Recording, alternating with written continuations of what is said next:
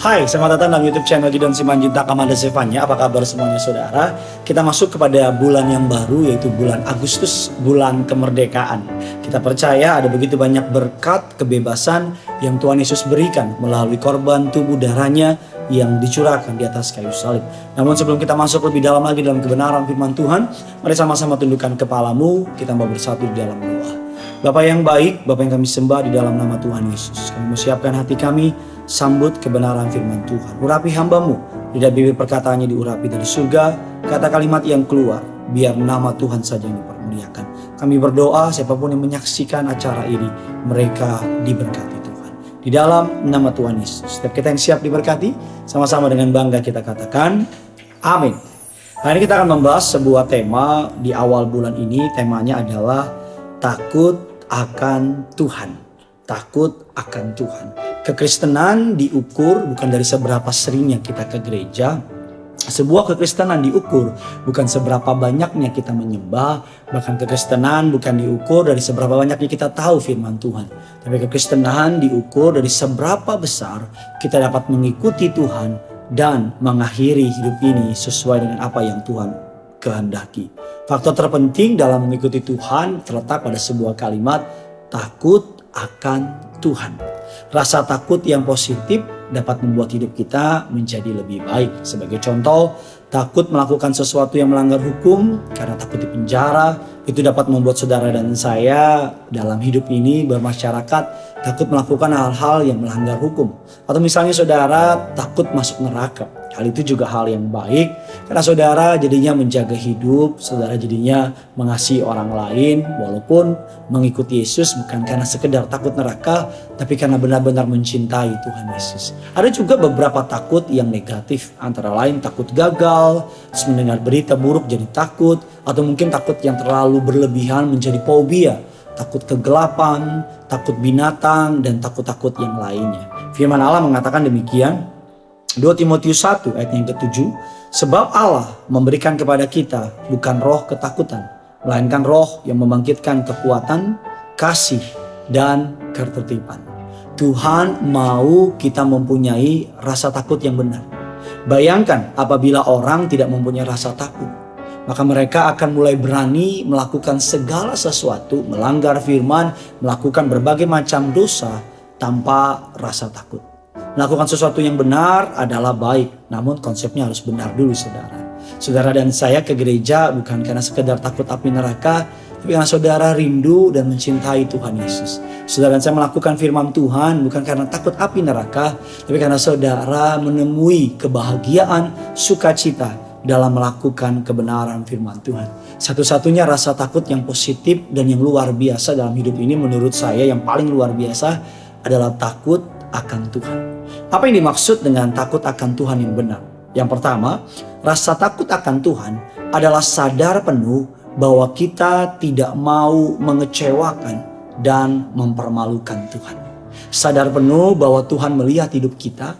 Sadar penuh bahwa kehidupan kita harus dipertanggungjawabkan suatu hari kelak. Sadar penuh bahwa kita dipanggil menjadi terang dan garam dunia. Kita tidak mau nama Tuhan dipermalukan melalui kehidupan kita. Saya pernah membaca sebuah kutipan yang memberkati saya. Kalau tidak bisa jadi berkat, minimal jangan jadi batu sandungan. Artinya kalau saudara dan saya orang mengenal saudara sebagai pengikut Yesus, minimalnya jangan jadi batu sandungan. Idealnya harus menjadi berkat. Kita harus memiliki konsep takut akan Tuhan yang benar, maka kita akan berpikir 2 kali dalam bertindak, dalam berkata-kata, bahkan dalam sikap kita. Orang Kristen yang takut akan Tuhan akan menjaga dirinya dari kontaminasi dunia yang makin jauh dari Tuhan. Kejadian 39 mengatakan demikian. Bagaimana mungkin aku melakukan kejahatan yang besar ini dan berbuat dosa terhadap Allah? Yusuf, dia sadar penuh bahwa hidupnya ada karena anugerah Allah. Ketika istri dari tuannya itu Potifar, saudara, istri dari Potifar mengganggu Yusuf. Yusuf tidak mau melakukan dosa karena dia tidak mau melakukan sesuatu yang mengecewakan hati Tuhan. Takut akan Tuhan yang benar adalah rasa takut akan Tuhan adalah membenci kejahatan. Amsal 8 ayat yang ke-13, takut akan Tuhan ialah membenci kejahatan. Aku benci kepada kesombongan, kecongkakan, tingkah laku yang jahat, mulut penuh tipu muslihat. Tidak sedikit orang Kristen yang rajin ke gereja namun juga senang kehidupan duniawi. Tidak sedikit orang Kristen yang bahkan jadi para pengerja di gereja tetapi tetap masih melakukan hal-hal yang melanggar firman Tuhan. Mereka mencintai kebenaran firman Tuhan tetapi mereka juga mencintai dunia beserta dengan isinya. Mereka mengaku cinta Yesus tetapi mereka juga cinta akan hal-hal yang dunia tawarkan. Orang yang belum memiliki rasa benci terhadap kejahatan, lama-kelamaan akan makin dekat dengan kejahatan. Orang yang benar-benar bertobat akan mengalami sebuah rasa yang tidak menyukai kejahatan, muak melihat kejahatan, benci melihat kejahatan, dan senang melihat orang-orang melakukan kebenaran firman Tuhan. Mengapa kita perlu takut akan Tuhan? Ulangan 10 ayat ke-12 mengatakan demikian. Maka sekarang hai orang Israel, apakah yang akan dimintakan daripadamu oleh Tuhan Allahmu? Selain dari takut akan Tuhan Allahmu, hidup menurut segala jalan yang ditunjukkannya, mengasihi Dia, beribadah kepada Tuhan Allahmu dengan segenap hatimu, dengan segenap jiwamu. Ketika kita memiliki rasa takut yang benar akan Tuhan, hidup kita pasti akan berjalan dalam kebenaran dan dalam perkenanan di hadapan Tuhan. Apa yang akan terjadi apabila orang-orang benar memiliki rasa takut akan Tuhan? Yang pertama, kita akan gampang menyadari dan cepat bertobat kalau kita berdosa atau berbuat kesalahan. Contohnya Daud. Daud memiliki rasa takut yang benar terhadap Tuhan.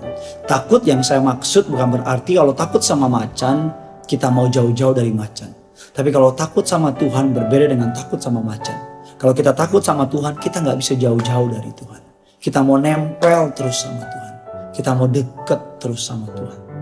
Daud sadar dia jatuh dalam dosa. Dan dengan cepat dia berbalik kepada Tuhan dan bertobat dari dosanya. Yang kedua, kalau kita takut akan Tuhan, keadaan kita akan senantiasa menjadi baik. Menjadi baik artinya mungkin tadinya gak baik, tapi akan menjadi baik. Ulangan 6 ayat yang ke-24. Tuhan Allah kita memerintahkan kepada kita untuk melakukan segala ketetapan itu dan untuk takut akan Tuhan Allah kita supaya senantiasa baik keadaan kita, supaya Ia membiarkan kita hidup seperti sekarang ini. Kalau saudara ingin hidupmu baik, ingin hidupmu mengalami segala yang terbaik, mulailah takut akan Tuhan yang benar. Yang ketiga, apa yang akan terjadi apabila kita memiliki rasa takut akan Tuhan? Dikatakan Mazmur 25 ayatnya yang ke-12 mengatakan demikian.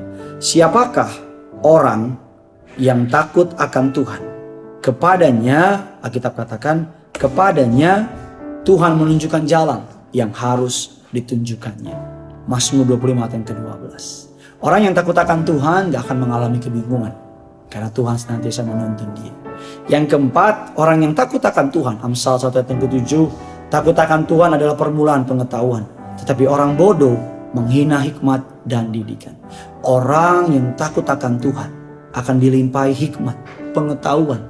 Dia akan tahu akan harus melakukan apa di masa-masa yang sukar ini. Yang kelima, yang terakhir, orang yang takut akan Tuhan akan diperpanjang usianya. Firman Allah dalam Amsal 10 ayat yang ke-27 mengatakan demikian. Takut akan Tuhan memperpanjang umur, tetapi tahun-tahun orang fasik diperpendeknya. Kita belajar pada pagi hari ini, saudara, memulai hari, memulai bulan dengan sebuah pengajaran. Takut akan Tuhan. Ketika kita menyadari kebenaran ini, maka hidup saudara akan melihat segala yang terbaik dari kerajaan surga. Saya berdoa agar mulai bulan yang baru ini, Tuhan Yesus kiranya memberkati saudara dengan segala yang terbaik. Apapun yang tanganmu kerjakan, menemui keberhasilan. Apapun yang mulutmu doakan, menemui jawaban. Bahkan apapun yang matamu lihat, menemui mukjizat kebaikan Tuhan. Saya berdoa setiap harinya, setiap minggunya, setiap bulannya, kebaikan demi kebaikan Tuhan membanjiri kehidupan saudara. Yang punya surga, crazy in love with you. Mari sama-sama kita mau siapkan hati kita mau menyembah Tuhan.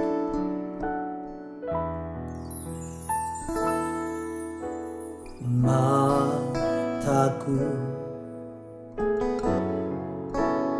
tertuju padamu,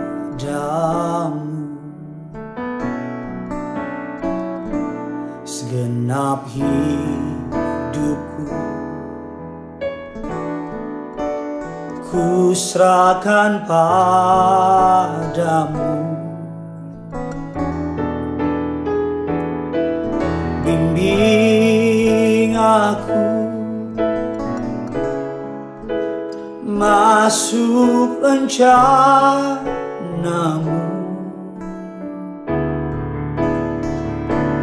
untuk membesarkan kerajaanmu.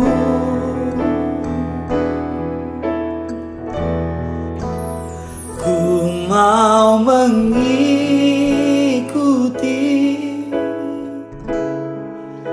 kehendak-Mu ya Bapa. Ku mau selalu menyenangkan hati-Mu. Ku mau mengikuti kehendak-Mu ya Bapa. Ku mau mengikuti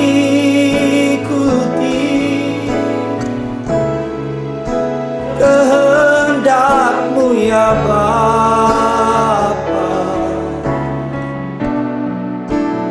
Ku mau selalu menyenangkan hati-Mu. Ku mau selalu menyenangkan hati-Mu. Ku mau selalu menyenangkan hati-Mu. Mau selalu Tuhan, ku mau selalu menyenangkan